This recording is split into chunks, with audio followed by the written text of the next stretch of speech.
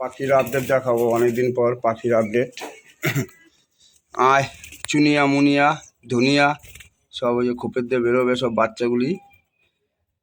সেদিন একটা বাচ্চা মারা গেছে, একটা না একটা বড় পাখিও মারা গেছে। কী হয়েছিল কে জানে, গরমের জন্য মনে হয়। আয় আয় আয় আয় আয় আয় এই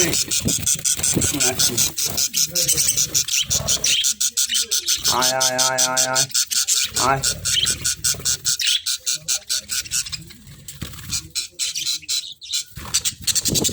বড় পাখি খোপের মধ্যে ডিম পাচ্ছে বাচ্চা, এই খোপেও বাচ্চা, এই দেখো।